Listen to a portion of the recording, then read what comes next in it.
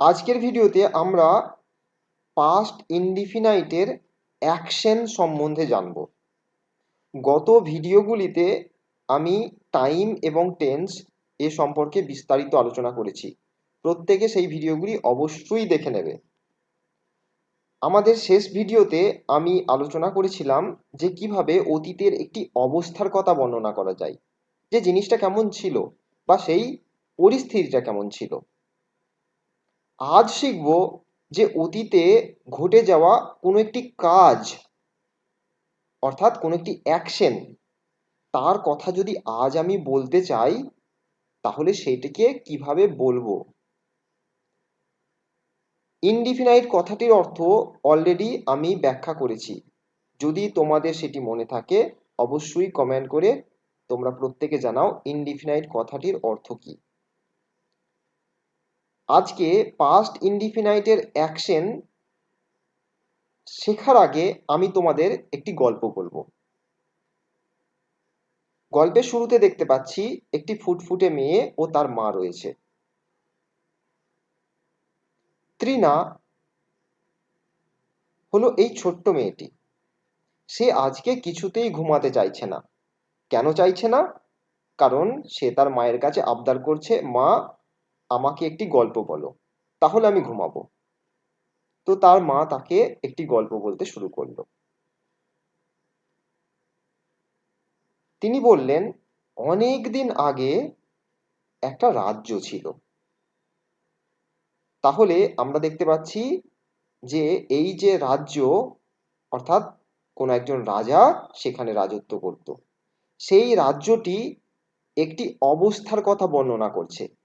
তাহলে অলরেডি আমরা শিখে এসেছি প্রিভিয়াস ভিডিওতে যে কিভাবে অতীতে কোনো কিছু ছিল সেটাকে বর্ণনা করতে হয়। আমরা ছবিতে দেখতে পাচ্ছি যে একটি সুন্দর রাজ্য এবং সেই রাজ্যে একটি বড় দুর্গ বা কাসেল রয়েছে। সেখানে এক সুন্দরী রাজকন্যা বাস করত। তাহলে এই যে রাজ্য, সেই রাজ্যের যে রাজার দুর্গ, সেই দুর্গে থাকতো কে? এক সুন্দরী রাজকন্যা। কিন্তু একটি ড্রাগন রাজকন্যাকে বন্দি করে রেখেছিল। তো আমরা দেখতে পাচ্ছি যে এখানে একটি ড্রাগন রয়েছে, সেই রাজকন্যাকে সে কি করে? বন্দি করেছিল। একজন রাজপুত্র এসে ড্রাগনকে পরাজিত করলেন, অর্থাৎ ড্রাগনকে রাজপুত্র কি করলো? হারালো, যুদ্ধ করেছিল, হারিয়ে দিয়েছে এবং রাজকন্যাকে উদ্ধারও করেছিল। এটি ছিল আমাদের গল্পটি। আমরা দেখছি যে এখানে অতীতে বেশ কয়েকটা অবস্থা এবং অতীতে ঘটে যাওয়া বেশ কিছু কাজের কথা এই গল্পে বলা হয়েছে। তাহলে আমরা আজকে শিখব যে এই যে ঘটে যাওয়া কাজগুলি, সেগুলিকে কিভাবে ইংরেজিতে করতে হয়। প্রথমেই আমরা জানি বাক্যের যে সাবজেক্ট, তাকে বাক্যের প্রথমে আমরা লিখব এবং সাবজেক্টের পরে ভার্ব লিখতে হয়। এই ভার্বটি কিন্তু ভার্বের সেকেন্ড ফর্ম বা V2 আকারে বসে। আমরা একটু বুঝে নিই যে বাক্যের সেকেন্ড ফর্ম বলতে কাকে বোঝানো হয়।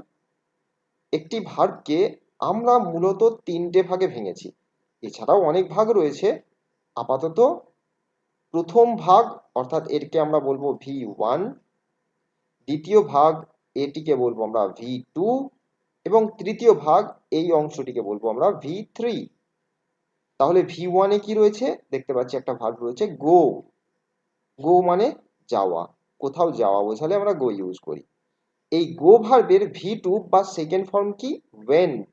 ওয়েন্ট কথার অর্থ কি? গিয়েছিল বা গিয়েছিলাম। এবং V3 এটির অর্থ হলো গন, কিন্তু এর বাংলা অর্থ শুধু ইন্ডিভিজুয়ালি হয় না, এটি বাক্যে লিখে তারপরে এর অর্থ হয়। এটি আমরা পরে শিখব। তাহলে আমরা দেখতে পাচ্ছি এই যে দ্বিতীয় ঘরে যে ভার্বগুলি রয়েছে, অর্থাৎ ওয়েন্ট, তারপরে রয়েছে ডিড, তারপরে রয়েছে কেম, তারপরে রয়েছে walked, ran, jumped, brought, bought, learned। এই যে ঘরগুলি, এটাই হলো V2 এর ঘর বা সেকেন্ড ফর্ম। তাহলে আমাদের বাক্যগুলো যখন লিখতে হবে পাস্টের অ্যাকশনকে বোঝানোর জন্য, তখন কিন্তু এই সেকেন্ড ফর্মটাই বসবে ভার্ব রূপে। এটা কিন্তু মাথায় রাখতে হবে। গো লিখলে হবে না বা গন লিখলেও হবে না, আমাদের লিখতে হবে কি V2 ফর্মটাকে, অর্থাৎ ওয়েন্ট, এই ধরনের ভার্ব ইউজ করব। তাহলে এবার আমরা দেখে নিই আমাদের প্রথম যে বাক্যটি কি ছিল। আমাদের প্রথম বাক্য ছিল অনেকদিন আগে একটা রাজ্য ছিল। তাহলে এটি কিন্তু অতীতের কোনো অ্যাকশন বা কাজের কথা বলছে না। কি বলছে? কোনো কিছু ছিল। তাহলে অলরেডি আমরা শিখে এসেছি প্রিভিয়াস ভিডিওতে কি বাক্যের সাবজেক্টকে বসাবো, তারপরে ওয়াজ অথবা ওয়্যারকে লিখবো। এই বাক্যটিকে আমরা যদি ট্রান্সলেট করি ইংরাজিতে, তাহলে দেখব এই বাক্যে কোনো সাবজেক্ট নেই। যখন বাক্যে সাবজেক্ট থাকবে না, তখন আমরা ইন্ট্রোডাক্টরি ইট অথবা ইন্ট্রোডাক্টরি দেয়ার বলে একটা শব্দকে ব্যবহার করতে পারি। যেমন আমরা এখানে লিখছি যে দেয়ার, এবার ছিল ইংরাজি কি, সেটা ওয়াজও হতে পারে, ওয়্যারও হতে পারে। কিন্তু যেহেতু বলেছে একটি রাজ্য, তাই সিঙ্গুলারের ক্ষেত্রে আমরা ওয়াজকে ইউজ করি, তাই এখানেও লিখবো ওয়াজ, দেয়ার ওয়াজ। এবার কি ছিল? একটি রাজ্য ছিল। তাহলে একটি রাজ্য ইংরাজি কি? এ কিংডম। তাহলে দেয়ার ওয়াজ আ কিংডম। এবার অনেক দিন আগে আমরা লিখতে পারি যে লং আগো বা ওয়ান্স আপন এ টাইম, সেটা সময় হিসাবে ইউজ করা যেতে পারে। তাহলে সেটিকে আমরা বাক্যের প্রথমে লিখতে পারি অথবা লিখতে পারি বাক্যের শেষে। আমরা বাক্যের প্রথমে দিয়ে দিতে পারি, আমরা এটাকে বাক্যের প্রথমে লিখছি।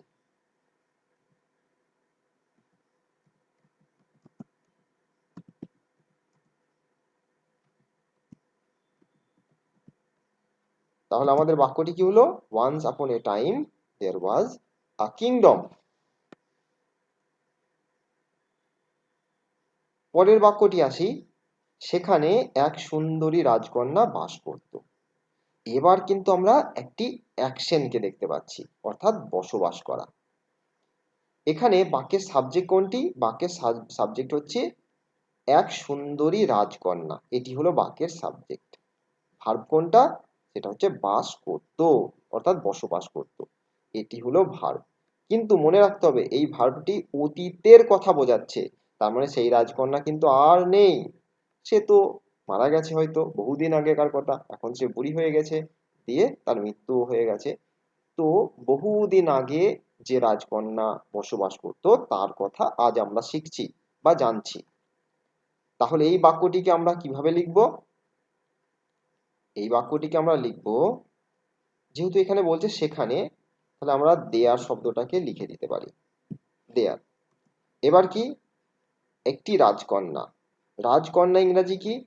রাজকন্যা ইংরাজি হলো প্রিন্সেস। তাহলে আমরা এই বাক্যটিকে দুভাবে লিখতে পারি। আমরা প্রথমে এর দুটো স্ট্রাকচারই দেখে নিই। আমরা এভাবে লিখতে পারি, দেয়ার লিভড আ প্রিন্সেস। অথবা আমরা বাক্যের সাবজেক্টকে প্রথমে লিখতে পারি, বাক্যের সাবজেক্টটাকে, সেটা হলো প্রিন্সেস।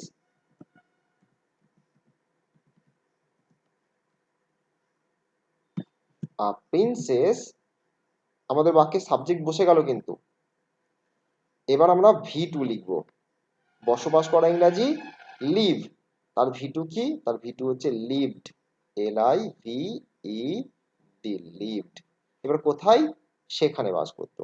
দেয়ার শব্দটিকে আমরা বাক্যের শেষে দিয়ে দিই, তাহলে আমাদের উত্তর হয়ে গেল এ প্রিন্সেস লিভড দেয়ার, একজন রাজকন্যা সেখানে বাস করত। বা দেয়ার লিভড আ প্রিন্সেস, সেখানে বাস করত একজন রাজকন্যা। এই বাক্যে দেয়ারটা হচ্ছে ইন্ট্রোডাক্টরি দেয়ার, আবার এই বাক্যে প্রিন্সেস হচ্ছে বাক্যের অরিজিনাল সাবজেক্ট। তাহলে আমরা দেখলাম যে কোনো একটি কাজ কিভাবে বর্ণনা করতে হয় বর্তমানে, যে কাজটি অলরেডি ঘটে গেছে। আরো দেখি, একটি ড্রাগন রাজকন্যাকে বন্দি করে রেখেছিল। তাহলে তোমরা আমাকে বলো, সেই কাজটি তো অনেকদিন আগে ঘটেছে, অর্থাৎ ড্রাগন যখন ছিল সে রাজকন্যাকে ধরেছিল এবং রাজকন্যাকে বন্দি করে রেখেছিল। কিন্তু সেই ড্রাগন কি আর আছে? না, নেই। সেই রাজকন্যা কি আছে? না, রাজকন্যাও নেই। অর্থাৎ অতীতে যখনকার কথা বলছি সে সময় ড্রাগন ছিল, রাজকন্যা ছিল এবং সেই ড্রাগন রাজকন্যাকে বন্দি করে রেখেছিল। এখানে বাক্যের সাবজেক্ট কে? বাক্যের সাবজেক্ট হচ্ছে ড্রাগন। এই তো বন্দি করেছিল। সে কাজটা কি করছে? সে কাজটা হচ্ছে বন্দি করে রেখেছিল। এটা হলো বাক্যের ভার্ব। এবার কাকে বন্দি করে রেখেছিল? রাজকন্যাকে। তাহলে রাজকন্যা হলো বাক্যের অবজেক্ট। ওকে, তাহলে এবার আমরা বাক্যের সূত্র অনুযায়ী বাক্যের সাবজেক্টকে প্রথমে লিখব। তাহলে সাবজেক্টটা কি আছে? একটি ড্রাগন। আ ড্রাগন। ড্রাগন কি করেছিল? ভার্বটা কি? বন্দি করে রেখেছিল। তাহলে বন্দি করা ইংরাজি ইমপ্রিজন। এবার যেহেতু এর ভি টু ইউজ করতে হবে, আমরা কি লিখবো? ইমপ্রিজনড। ওকে, তাহলে উত্তর হচ্ছে ইম এন তার সঙ্গে ইডি, ইমপ্রিজনড।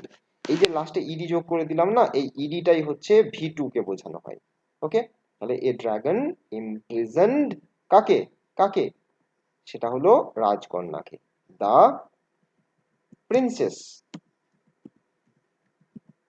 প্রিন্সেস বাক্যের সাবজেক্ট, সরি বাক্যের অবজেক্ট হয়ে গেল। তাহলে এখান থেকে আমরা কি পেয়ে গেলাম? এই ড্রাগন হলো বাক্যের সাবজেক্ট, ইমপ্রিজেন্ট হলো ভি টু এবং দ্য প্রিন্সেস হয়ে গেল বাক্যের অবজেক্ট। তাহলে অতীতে ড্রাগন কি কাজ করেছিল?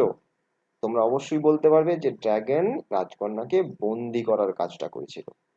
ওকে, পরের বাক্য দেখি। এরপরে একদিন কি হলো? এক রাজপুত্র এসে ড্রাগনকে পরাজিত করলো। এবার তোমরা আবার ভেবে দেখো, রাজকুমার সেই ড্রাগনকে তো হারিয়ে দিয়েছে। তার মানে সেই কথাটা অনেক দিন আগেকার, যখন সেই ড্রাগন ছিল, রাজকন্যাকে সে বন্দি করেছিল এবং সেই রাজকুমার এসে সেই ড্রাগনকে হারিয়ে দিয়েছিল। তাহলে সেই কথাটা তো অনেক দিন আগে। তাহলে সেই যে কাজটা, সেই কাজটা অনেক দিন আগে ঘটে গেছে, যেটা আজকে আমি বলছি। তাহলে এই বাক্যে সাবজেক্ট কোনটা? এই বাক্যে সাবজেক্ট হচ্ছে একটা রাজপুত্র। এখানে দেখো দুটো কাজ করেছে। সে এসেছিল, এটা একটা ভার্ব, আর পরাজিত করেছিল, এটা একটা ভার্ব। কাকে পরাজিত করেছিল? তার অবজেক্ট আছে ড্রাগন, আর আসা ভার্বের কিন্তু অবজেক্ট নাই। এবার আমরা এই বাক্যটিকে ট্রান্সলেট করি। তাহলে রাজকুমার ইংরেজি কি? প্রিন্স। তাহলে লিখবো আ প্রিন্স। প্রিন্স। এবার এসেছিল ইংরেজি কি? আসা ইংরেজি জানি কাম, কিন্তু তার ভি2 লিখতে হবে। তাহলে উত্তর হয়ে যাবে কেম। আ প্রিন্স কেম। এবং এবং এবং অ্যান্ড অ্যান্ড হারিয়ে দেওয়া। হারিয়ে দেওয়া ইংরেজি কি? ডিফিট করে দেওয়া। তাহলে ইংরেজিটা কি হবে? ভি2 আকারে লিখতে হবে। উত্তর হবে ডিফিটেড। লাস্টে কি যোগ করব? ইডি যোগ করব।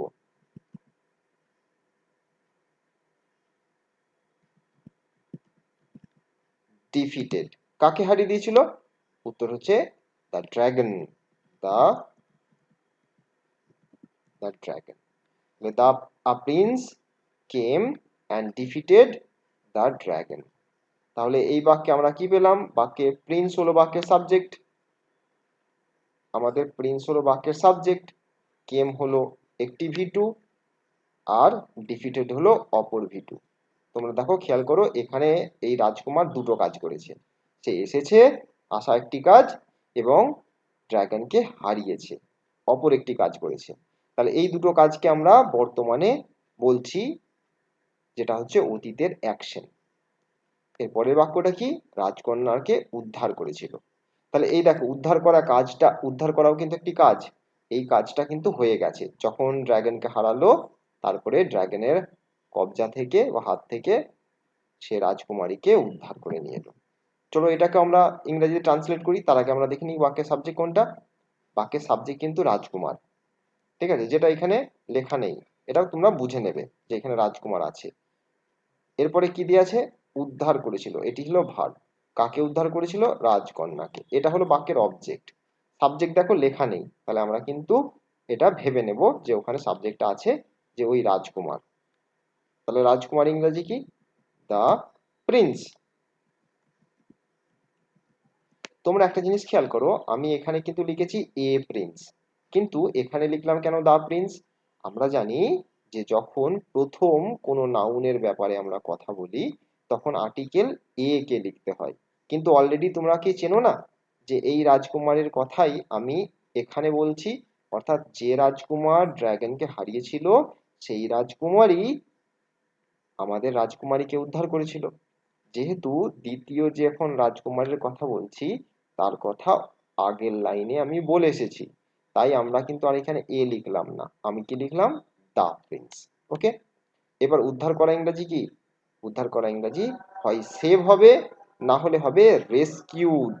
তাহলে আমরা লিখে দিই সহজে সেভ। আমরা কি সেভ লিখবো? না, আমরা তো জানি ভি টু লিখতে হয়। তাহলে সেভের পাস্ট কি? লাস্টে একটা ডি লিখে দেবো, কারণ ই অলরেডি লেখা রয়েছে। তাহলে উত্তর হয়ে গেল দ্য প্রিন্স সেভড কাকে? দা। আবার দেখো দা লিখেছি কারণ অলরেডি রাজকুমারী সম্বন্ধে আমি অনেকবার বলে এসেছি। তাহলে লিখে দেবো কাকে? The princess. The princess. উত্তর হয়ে গেল আমাদের the Prince saved the princess. এভাবে তোমরা অতীতের বিভিন্ন ঘটনার বর্ণনা দেবে যেটা আগে তোমরা করেছো। ওকে, আশা করি তোমাদের বোঝা গেছে যে অতীতে ঘটে যাওয়া কোনো ঘটনাকে আমরা কিভাবে বর্ণনা করি। খুব সহজ, মনে রাখো বাক্যের সাবজেক্টে প্রথমে লিখবে, তারপর কাকে লিখবে? ভি টু, অর্থাৎ ভার্বের সেকেন্ড ফর্ম। তাহলে সাবজেক্ট লিখবে আর ভি টু বসিয়ে দেবে। তারপরে যদি কোনো অবজেক্ট থাকে বা কমপ্লিমেন্ট থাকে সেটা বাক্য অনুযায়ী বসিয়ে দেবে। এই হলো আজকের আলোচ্য বিষয়।